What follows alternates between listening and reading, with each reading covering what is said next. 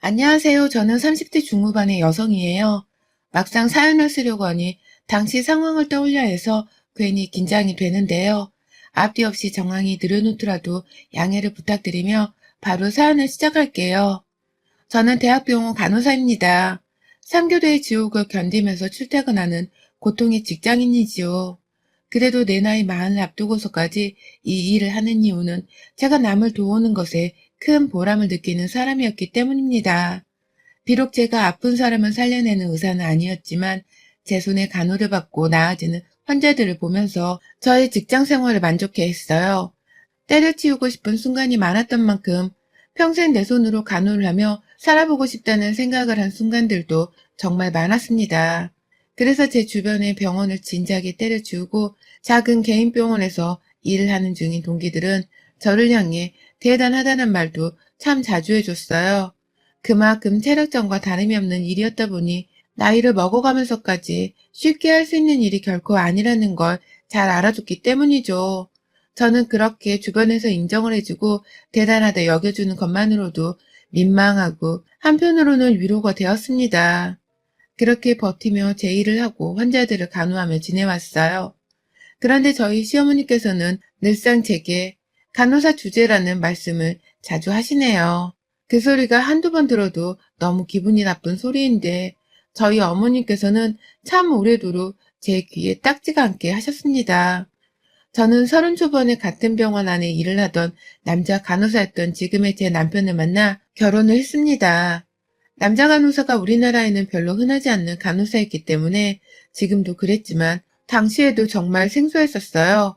저도 남편과 같은 대학 혹은 같은 실습을 하면서 만나본 적이 없었기 때문에 당신은 그저 속으로 대단한 사람이라 생각을 했죠.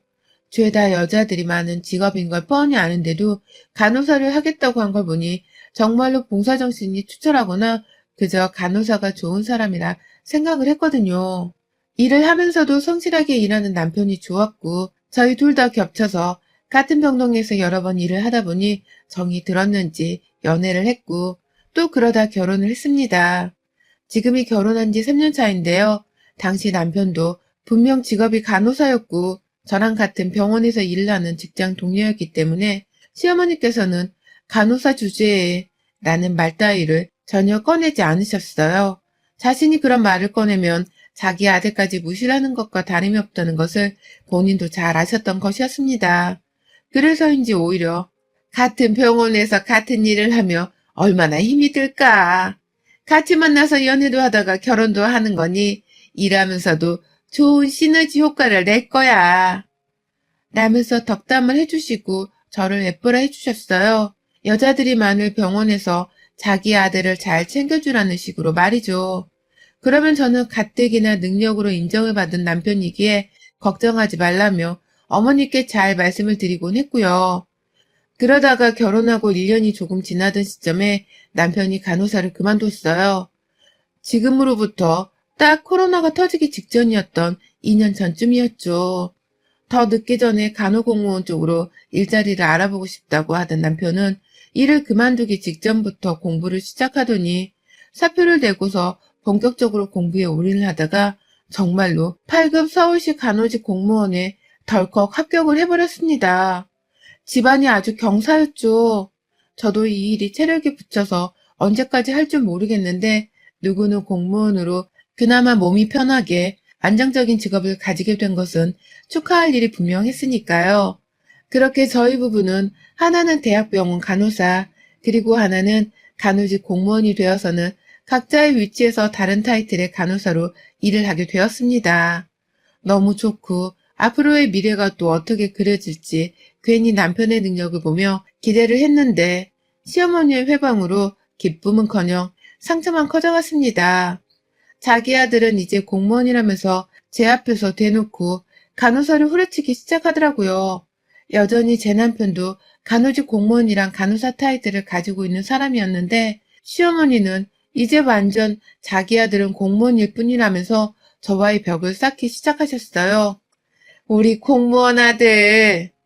이러면서 전화를 하셔서 제가 옆에 있는 걸 뻔히 아셨을 때도 불구하고 걔는 간호사가 주말에 운동도 안 하고 집구석에서 뭘 한대.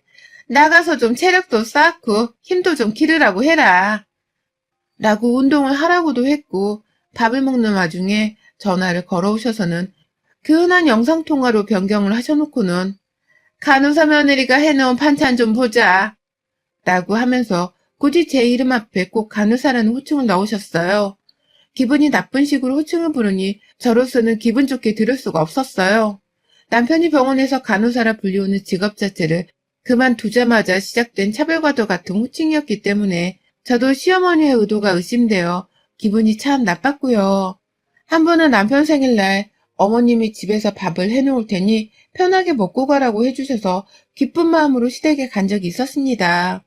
밥 잘 먹고서 저희 부부가 사온 후식까지 제가 직접 껍질을 깎아서 과일을 내어왔는데 어머님이 저를 빤히 보다가 너는 간호사 주제에 남편 생일밥 하나 차리겠다고 먼저 연락을 안 하냐? 라고 하시더라고요. 전날까지 3교대 한다고 밤에 일하다 와서는 아침에 거의 기절을 한 듯 자고 일어난 저한테 밥 먹으러 오라고 한 당사자가 말입니다. 갑자기 말을 바꿔서 기분이 나쁜 건 둘째치고 또 간호사 주제라고 하면서 저를 비꼬는 게 상당히 불쾌했어요. 남편도 듣다 자신의 직업을 까내리는 것과 다름이 없다면서 어머니께 주의를 주고는 했지만 그럴 때마다 어머니는 뭐 우리 아들도 간호사이긴 한데 내가 다 자식 같아서 하는 소리지 라고 하면서 위기의 순간에 모면하셨죠. 매번 폭발을 하려고 하던 저도 그런 어머님의 위기 탈출을 바라보며 더 큰 화를 내지는 못했고요. 그 후 코로나 때문에 저나 남편이나 일이 너무 바빠지고 또 코로나로부터 각별히 조심을 해야 하는 최전방의 직업군이었기 때문에 시어머니를 자주 만나 뵙지는 못했습니다. 남편은 코로나가 터진 후 초반까지는 그래도 일이 할만하다고 하더니 점점 시기가 지나갈수록 집에 들어오는 시간이 늦어졌을 만큼 야근이 많아졌고요. 그러니 저도 이왕이면 사람들을 좀 덜 마주칠 수 있는 쪽으로 일을 하고 싶어서 저녁이나 새벽 근무를 대타로도 잘 서주면서까지 밤을 위주로 일을 하려고 했어요. 괜히 제가 병원에서 코로나에 잘못 걸렸다가 내 남편한테 옮겨가는 불상사를 막기 위해서 말이죠. 그런데 처음에 멀쩡하던 제 몸이 점점 시간이 지날수록 말썽이 되더라고요. 그러더니만 결국엔 코로나에 걸리지 않았을 뿐 몸살에 걸려선 고온에 쓰러지기도 했었고 지난 여름에 탈수 증상으로 빈혈이 갑자기 찾아와 수해까지 맞은 적이 있었습니다. 제 몸이 점점 나빠지고 있는 것을 제가 스스로도 체감을 할 수 있을 정도였어요.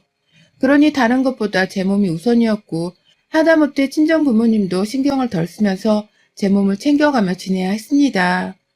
일을 줄이고 싶었으나 대학병원 간호사인 만큼 일을 마음대로 줄이지는 못했고 그래서 최대한 병원 밖에서 몸을 쓰는 일을 줄여가면서 체력을 보충하고 있었죠. 그런데 남편으로부터 제가 몸이 많이 허약해졌다는 소리를 들은 건지 어머님은 소식을 듣고 전화를 했다고 하시고는 늘 넌 간호사 주제에 네 몸을 네가 제대로 모른다는 게 말이 되니? 네 몸을 네가 잘 챙기고 살아야 네 남편도 밖에서 일에 집중을 할 거 아니니? 라면서 훈계를 하시더라고요. 당시에 아프지 않았어도 그런 소리를 들으니까 괜히 섭섭하고 가슴이 미어지대요.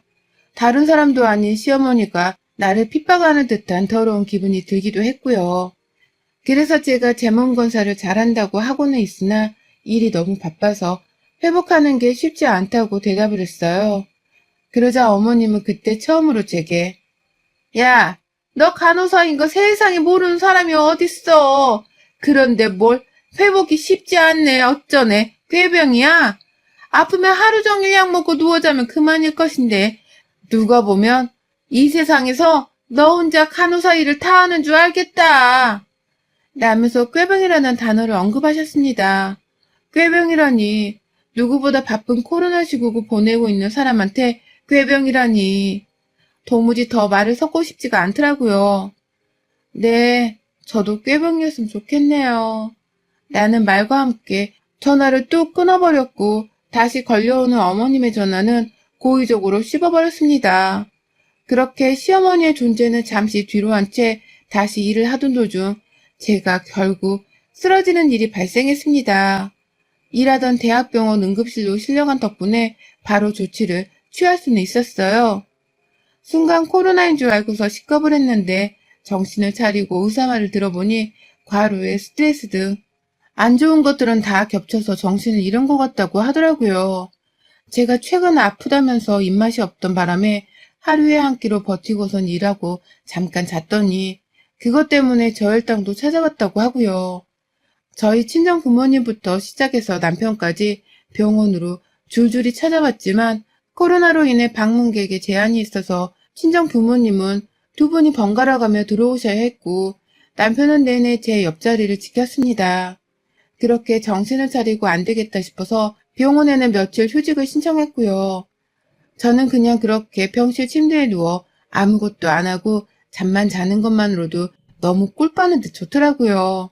이게 얼마 만에 진득히 누워서 잠만 자보는 건가 싶기도 해서 병원밥이 맛이 없는 편에 속했음에도 불구하고 남이 해다주는 병원밥이 그렇게나 맛있을 정도였습니다.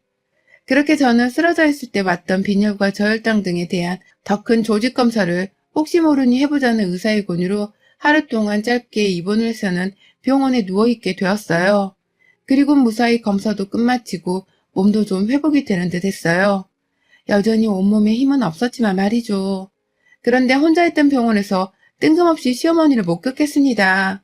방문자증까지 끊고서 들어오신 걸 보니 저를 보러 오신 것이 분명히 보였어요. 웬일이냐고 물어보는 제 말에 환자복을 입던 저를 찬찬히 훑어보시더니 너 왜 멀쩡한데 입원까지 했니? 라는 말을 처음 하시더라고요. 아프니까 입원을 했다는 제 말에 시모는 기가 막히다는 듯이 말씀하셨습니다. 내가 너 때문에 우리 아들이랑 오랜만에 밖에서 저녁 한번 먹으려고 불렀는데 네가 갑자기 보란듯이 입원을 한 바람에 약속도 바람 맞췄잖아. 너 일부러 그런 거니?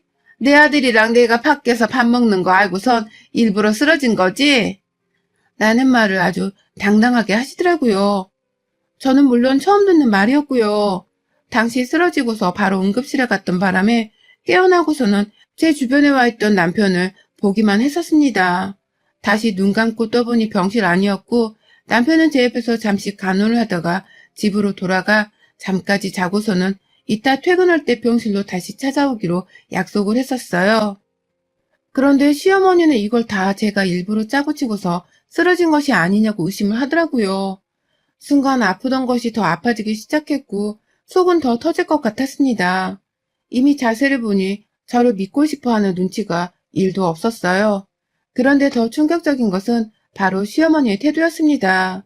이미 병실 안부터 씩씩대며 들어오시더니 자기 할 말을 다 해놓고는 그래서 꾀병이냐고 아니냐고 너 일부러 쓰러진 거 맞지?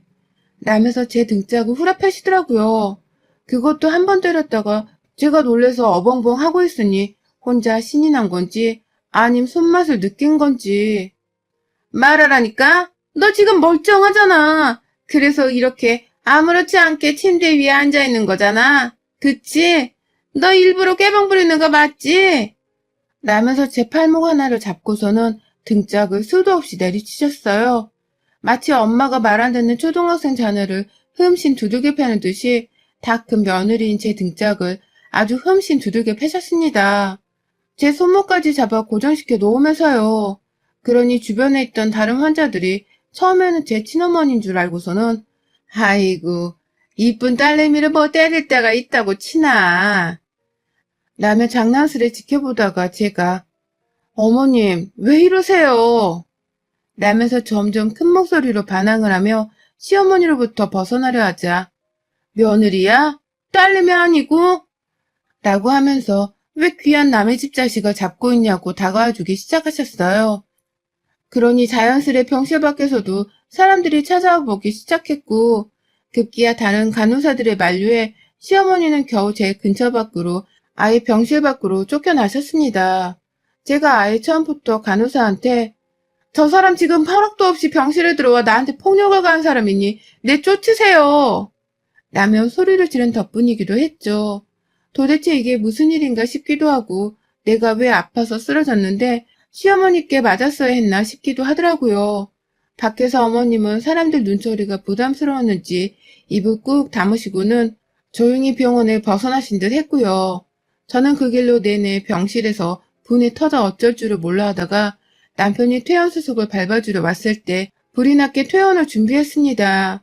그리고는 그 길로 남편을 데리고서 바로 시댁에 갔죠.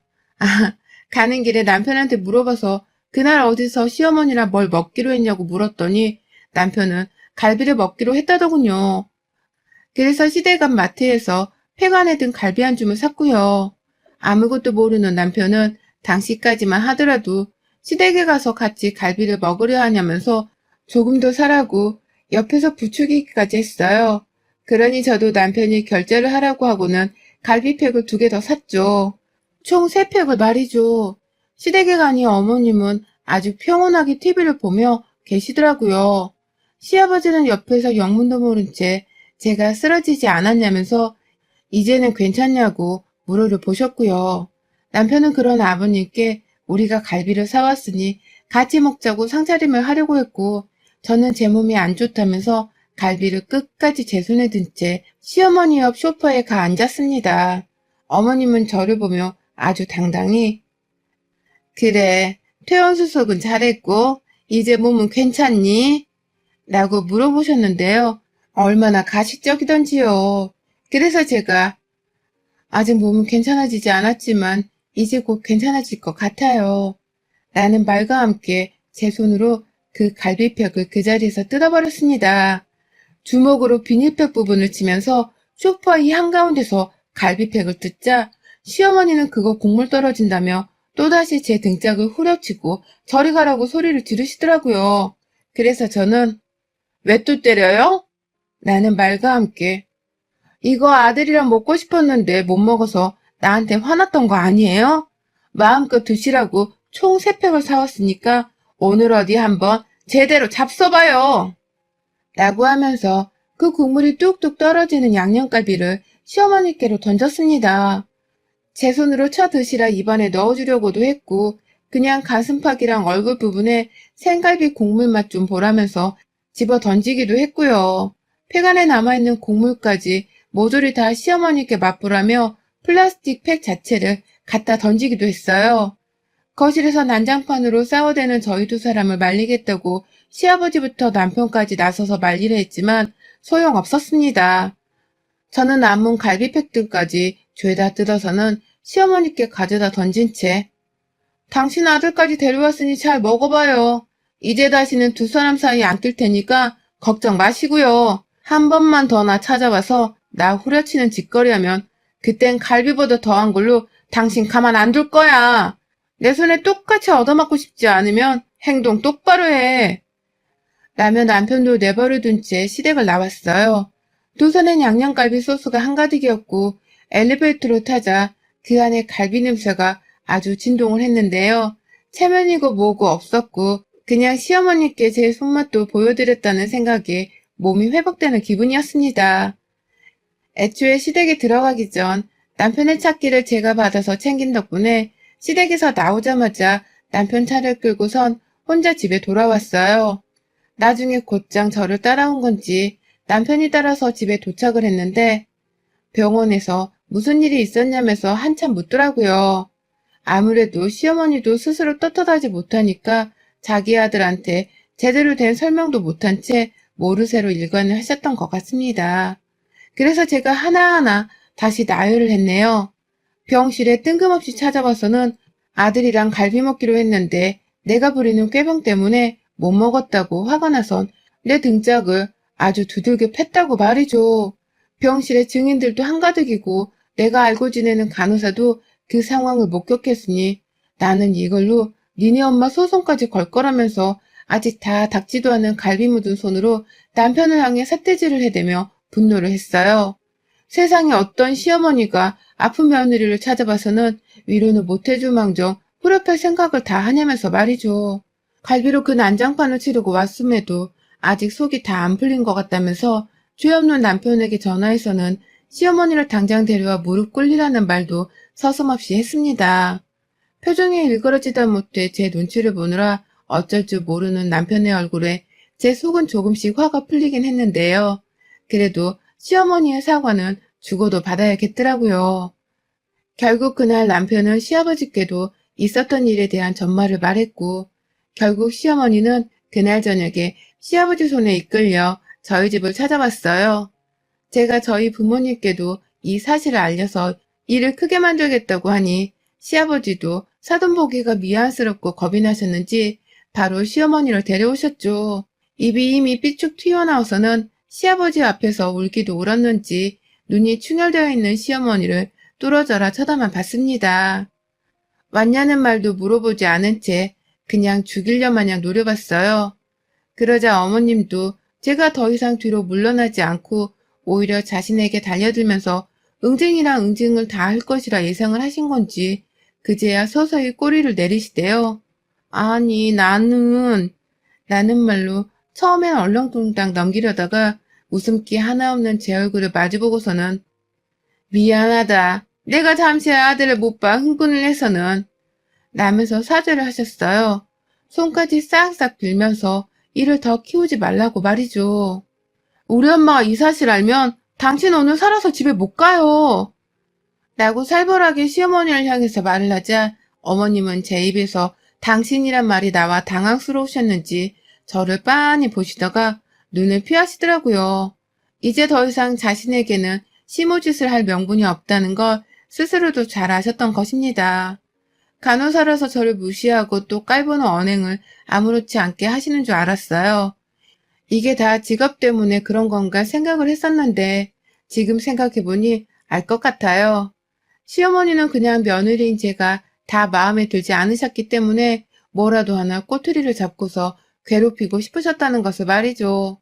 그런 줄도 모른 채 저는 그저 저의 직업에 대한 회의감도 가졌고 자존감도 무지하게 상해봤었고요.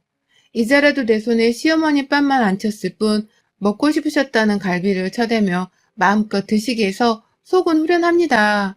제 앞에서 사과를 하며 스스로도 떳떳하지 못한 모습을 보이니 지는 얼마나 속으로 창피해 죽으려고 하겠나 싶어 안쓰럽기도 하고요. 물론 제 기분을 후련하게 해주는 안쓰러움이었지만 말이죠. 이제 다시는 간호사 어쩌고 하는 소리를 안 들어도 되겠다 싶어서 그나마 마음이 놓이네요. 이제라도 심오하고 싸지르는 말들을 참아내며 듣지 않아도 되어 정말 다행입니다. 여러분의 생각은 댓글로 남겨주세요. 오늘도 시청해주셔서 정말 감사합니다.